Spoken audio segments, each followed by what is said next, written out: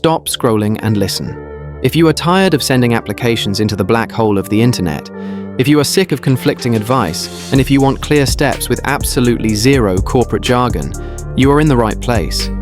In the next few minutes, we are going to dismantle the old way of doing things. I am going to show you how to get hired with confidence, how to nail your interview strategies, and how to use AI without looking like a robot. You are going to move from hoping to get a call to actually getting one. And real quick, before we dive in, look at the first pinned comment below. I have linked a completely free resource. A free resume checklist linked in the description, plus more tools for you. And let's get started. Welcome to the job search method. This isn't just a fancy title. It is a systematic professional approach to finding work in a market that feels completely broken. We all know the feeling. You log on to LinkedIn or Indeed and it's just noise. You have influencers telling you to message CEOs directly and recruiters telling you to never do that. You have outdated rules about one-page resumes versus two-page resumes. It is exhausting. The reason you are struggling isn't because you aren't talented, it's because the system is noisy. The transformation we are going for today is simple. We are moving you from a place of confusion to a place of competence. If you want real practical guidance without the corporate spec, hit that subscribe button right now. Let's fix this together. We start with step 1, resumes that actually get seen. Let's be brutally honest about how a hiring manager operates. They do not read your resume like a book. They scan it like a menu. They spend about 6 to 10 seconds on the first pass. If they don't see what they ordered, they move on. The job search method relies on a clean, hierarchy-based structure. You need a clear header, a summary that acts as a sales pitch, and experience listed in reverse chronological order. Here is the biggest mistake people make. They list tasks instead of achievements.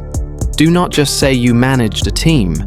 Say you led a team of 10 to increase sales by 20%. Numbers catch the eye. And regarding the do's and don'ts, stop using those skill bars or graphs that show you are 90% good at Photoshop. That means nothing to a recruiter. It just confuses the applicant tracking system. Stick to text. Now, let's talk about AI. You should use AI tools to clean up your grammar and suggest action verbs. However, do not let AI write your personal summary from scratch. It always sounds fluffy and uses words like visionary or tapestry. It's obvious and it looks lazy. You want to use technology to polish your work, not to invent a persona that doesn't exist.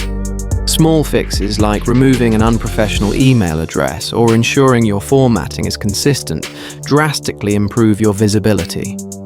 Step 2 is about writing natural, genuine cover letters. Most people think cover letters are dead. They aren't. But boring cover letters are definitely dead. If your letter starts with, "To whom it may concern, I am writing to apply for," you have already lost them. That is corporate copy. That is a template.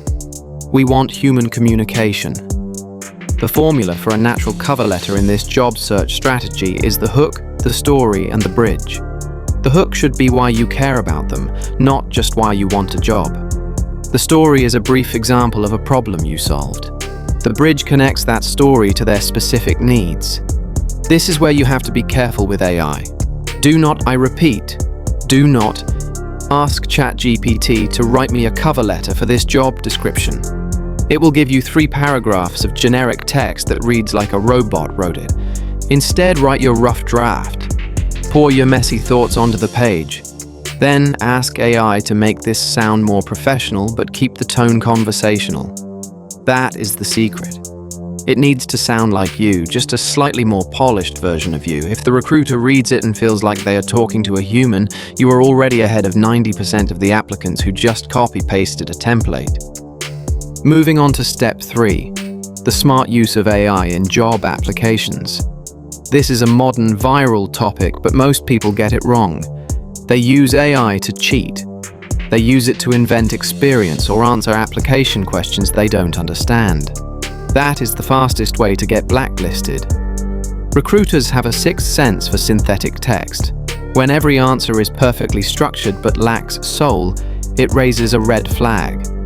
The right way to use AI is for structure and research. Use it to analyze a job description. Paste the job post into an AI tool and ask, what are the top 3 challenges this role likely faces? That gives you insight. That helps you tailor your application. You can also use it for interview prep, which we will get to. But for the application itself, use AI as a consultant, not a copywriter. Here is an ethical consideration. Never input sensitive personal data into a public AI model. Keep your address and phone number private. And remember, if you get the interview, you have to back up everything that was written. If the AI wrote it and you can't speak to it, you will crumble in the room. The goal is efficiency, not deception. Now let's get to the heavy hitter. Step 4. Interview strategies that highlight your strengths. This is where the rubber meets the road. The job search method framework for interviews is about preparation, not memorization. When you memorize a script, you get into your head. When you forget a word, you panic. Instead, we focus on bullet points. You need to prepare 5 core stories, times you led, failed, compromised, and succeeded. Any question they ask, whether it's about challenges or strengths, can pivot to one of these stories. It's the STAR method: situation, task, action, result, but more fluid. Now, the elephant in the room: anxiety. Everyone gets nervous. If you blank out, don't over-apologize. Pause, take a sip of water, and say, "That is a great question. Let me think about the best example for that." That confident pause actually impresses hiring managers because it shows you are thoughtful. Major don'ts. Never badmouth a previous employer, even if they were terrible. It makes you look risky. And don't claim you have no weaknesses. Avoid cliches like "I work too hard." Be real. I sometimes struggle with delegation, but I use project management tools to keep me on track. That is a real professional answer. Step 5 is overlooked. Navigating referees, rejection, and emotions. The job search is an emotional roller coaster. You will face rejection and ghosting, and it hurts, but you cannot let it affect your next interaction. Manage your referees by calling them, telling them what job you're applying for, and sending the job description. Give them direction. If they call, "Could you highlight the work we did on XYZ?" That is how you arm your allies. When rejection comes, feel it for an hour and move on. It's a numbers and timing game. No often means not right now, or not this role.